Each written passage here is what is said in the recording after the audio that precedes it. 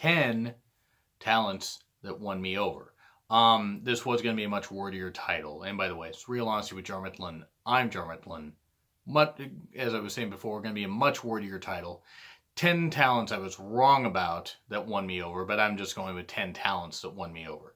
Because I've been wrong about wrestlers before. I'm obviously a huge wrestling fan. I've misjudged some talents and thought they weren't going to be very good, and then I've judged some correctly, like Eva Marie. The fact she has fans is a little baffling to me, but whatever. We're all wrestling fans, and we can all be fans of who we want. There were some guys I was wrong about, and some ladies I was wrong about. And I'm going to go right here and just mention, and a couple of them may surprise you, but I'm going to say the reasons as to why I felt that way. And by the way, big shout out to @BSG103079 for suggesting this show topic to me. This is going to be really good stuff, and I hope and encourage other people, other wrestling fans, to maybe think about talents that they were wrong about before, that actually won them over, that they became fans of.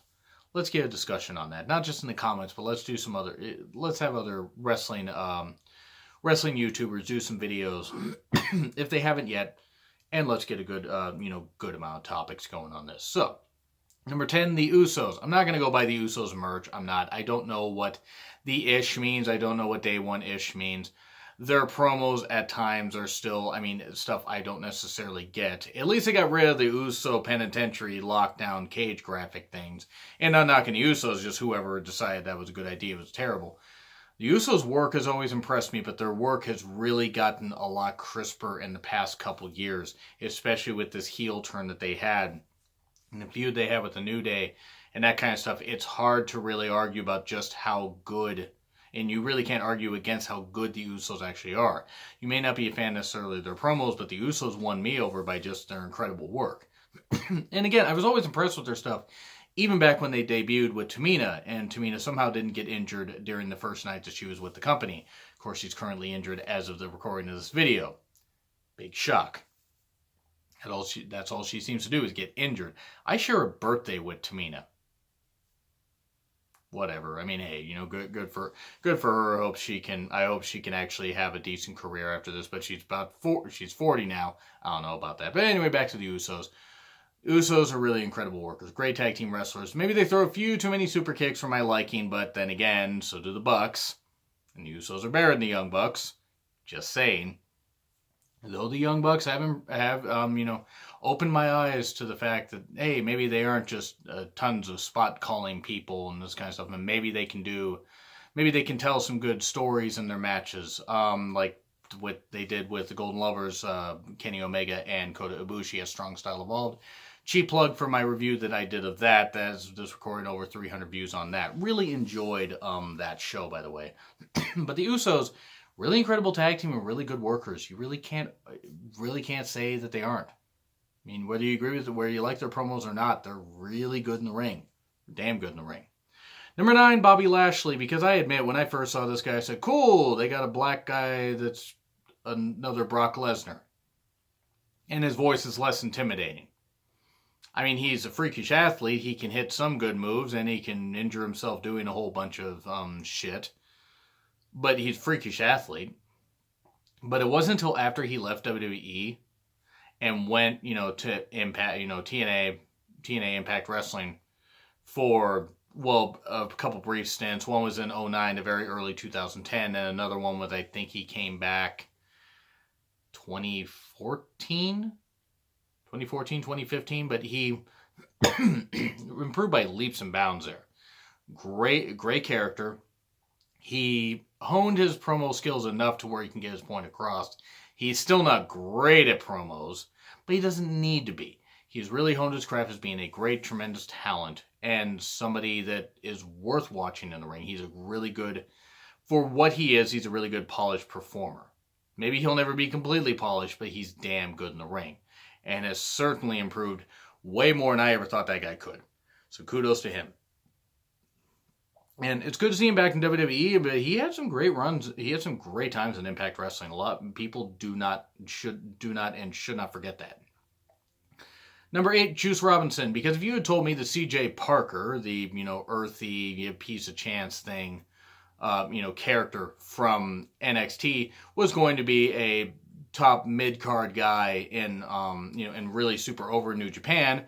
If you had told me that was going to happen a couple years ago, I would have, just laughed in your face. I would have laughed in my own face if I had said that. I would have laughed at my own reflection. And then I would have smiled saying truth or dare. Dear God, that movie was terrible. Check out my review of it if you haven't already. Spoilers, though, by the way. But Juice Robinson, since leaving the CJ Parker in NXT, Juice Robinson has just exploded as a great talent. He's done great in New Japan in his time there, improved it greatly last year, and has done some great things this year. He's he's been feuding with Goto. He's been having some really good matches. Just in the New Japan Cup, he had a great match with Tanahashi. There's some Juice has unlimited, untapped potential that he's just very, very seldom, very, very briefly tapping into right now. Once he realizes just how good he is, and I think once company realizes just how good he is, he will actually he will just explode and just be a tremendous, tremendous talent. So I certainly can't wait to see what he's going to do there. And I mean, I thought the guy was a good enough worker, but he was just shown as a jobber in NXT. Now I get to see just how great a performer he actually is. Number 7, Ronda Rousey, because I'm going to be the first to admit I didn't think she was going to take to wrestling. I knew she was a big fan. I knew she was a great athlete, Olympic level judo, done well in UFC, in actual cage fighting, and is a really, really good athlete. And I knew she was a big fan of wrestling and inspiration with Roddy Piper and all that stuff that you could hear in an interview about her. That's not what this is about. I did not think it was going to go so well. I actually thought the mixed tag match at Mania 34 was going to be a sloppy mess. I was wrong. Best match at Mania 34. You can fight me on that. Even Asuka and Charlotte might actually just be just slightly below that. Just slightly. And that's not knocking the women, but that was the best women's match I've seen in a while. But this was a picture-perfect match, done so well, and considering it was Rousey's, debut as a wrestler, and considering Stephanie is not a trained performer, just a trained cunt, yes, I had to slip that in because I still don't like Stephanie. Got to put over the fact of the storytelling they did in this and the way they paced this match. Everybody involved, Triple H, Kurt Angle, Ronda, and Stephanie. The way this was paced, this won me over. I admit that I was excited that Ronda was in WWE, but I was like, they're going to do all this. It's going to be a mess. It's going to do all... And I was proven wrong. Now, I don't know what the future holds for her. I don't know if she's still going to feud with Stephanie. If Stephanie's going to line up women to, face Rousey at various pay-per-views. I don't know what's going to happen. But I'll say this much.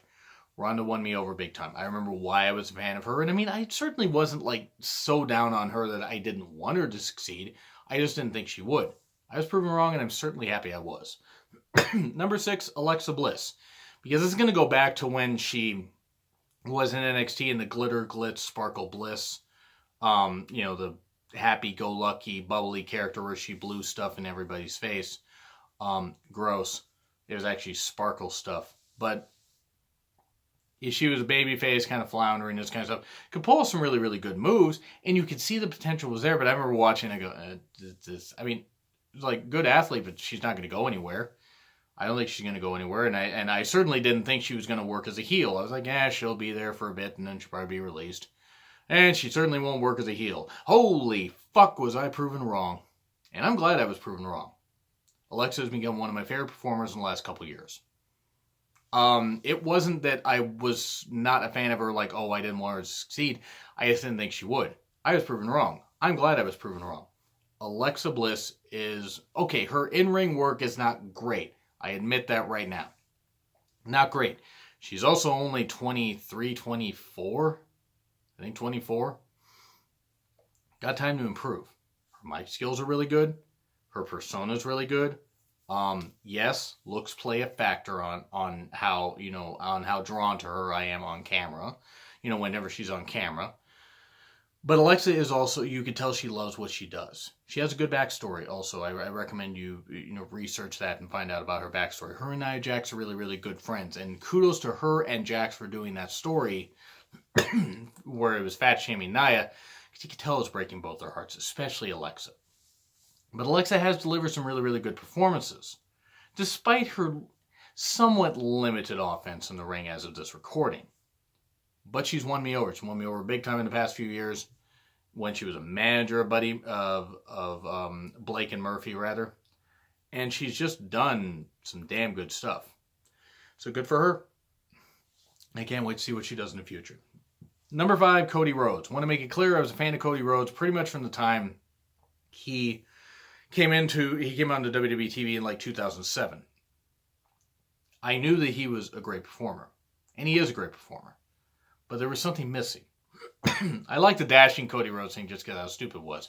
I like the mask Cody Rhodes thing where he's putting bags over people's faces. That was pretty cool. Stardust I didn't necessarily care for. Because it was bullshit. Complete bullshit. But when he finally left WWE and got to where he was on the Indies, where he was, made brief appearances in Impact Wrestling, and he's in Ring of Honor and New Japan, depending on his dates and stuff like that, he has become one of the best heels that wrestling. I mean, he could have been one of the best heels WWE had, but he's been one of the best heels in wrestling, period, in the last number of years. Him and Ciampa are pretty much just the best heels you could ask for. Cody is just great. The stuff he's doing with Omega and Ibushi. Bullet Club is fine. Bullet Club is mine. Just Cody is just such a great, tremendous heel and a great performer.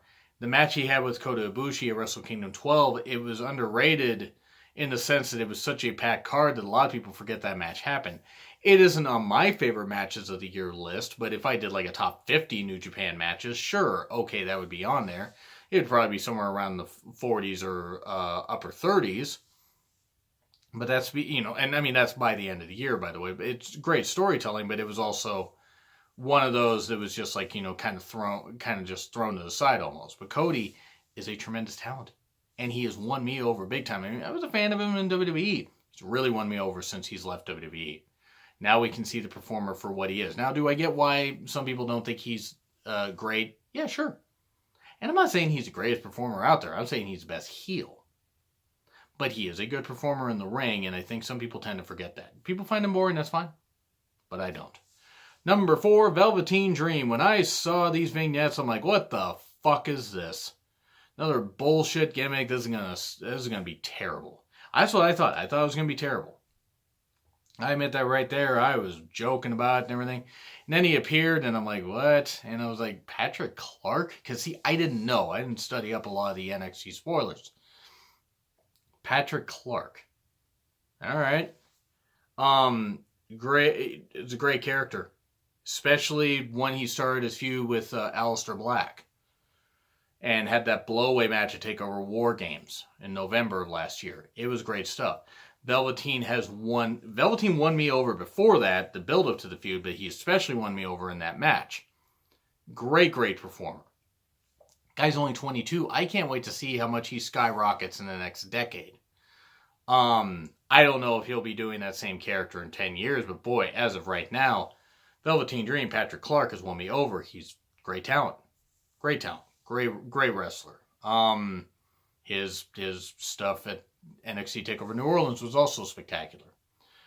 Number 3, Andrade Cien Almas, because the guy was a great performer, and the guy still is a great performer, don't get me wrong, but when I first saw him, okay, great athlete, great wrestler, smooth in the ring, skilled, don't care, no personality whatsoever.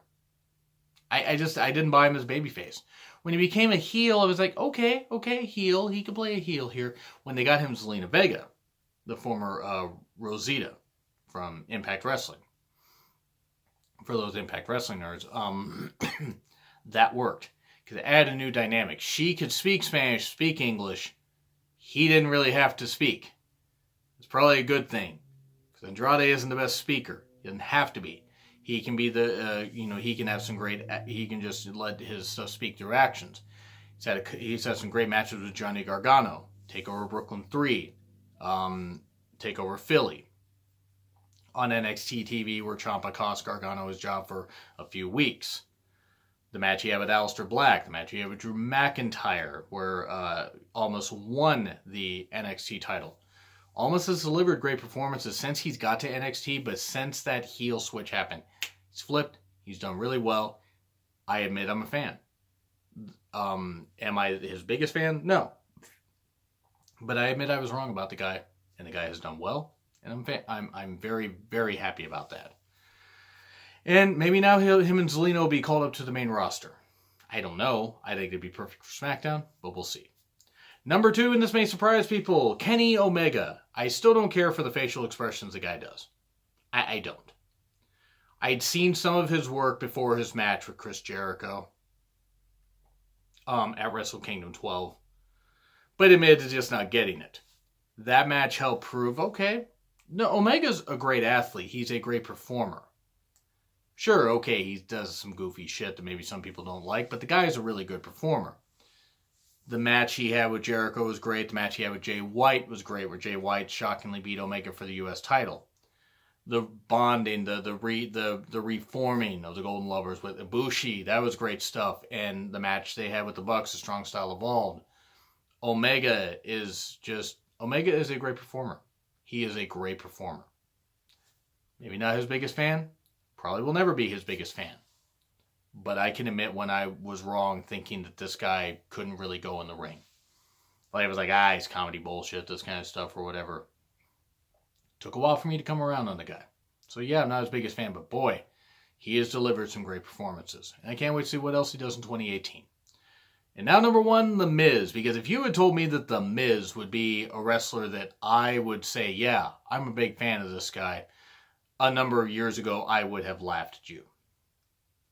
I started to come around on The Miz around the time. I mean, when he was U.S. champion, I enjoyed it. I enjoyed the stuff he did with John Morrison when they were a tag team. But when he was U.S. champion, I started to come around on him a little bit. His feud with Daniel Bryan, brief feud. And then when he became WWE champion, he cashed in his Money in the Bank successfully. I'm like, okay, I think his title reign's a little bit underrated and could have been a whole lot more. But since then, his face run didn't work so well, but Miz has stuck to his guns, stuck to it, and kept working and kept working and kept working and kept working. And my God, The Miz is one of the hottest heels that WWE has. If not maybe besides Ciampa, the hottest heel they have. People also appreciate him for being a hard worker and dedicated company guy. Sure, he botches. He's not a great in-ring performer. He's a great character and a great promo. He'll never deliver a 5-star classic. He's never going to. But I was wrong about Miz, because I didn't think Miz would last more than 2 years in WWE. And that was in 2004 when I saw him. I said, hey, he won't last past 2 years. I was wrong. I admit that I enjoy stuff that The Miz does. And I can't wait to see what he does for this year and the next few years. I mean, I don't think he'll be wrestling much past, say, 2021 or the length of this new contract he signed. But who knows? He takes care of himself pretty well and doesn't really get injured that often, so who knows what happens. But yeah, The Miz won me over. And I'll admit that right there. A lot of people may have not expected that. So, what do you guys think? Who are some wrestlers that won you over, that you were wrong about? Leave them in the comments. Like, share, subscribe also. It's been Real Honesty with John Mifflin. I'm John Mifflin. I will see you soon.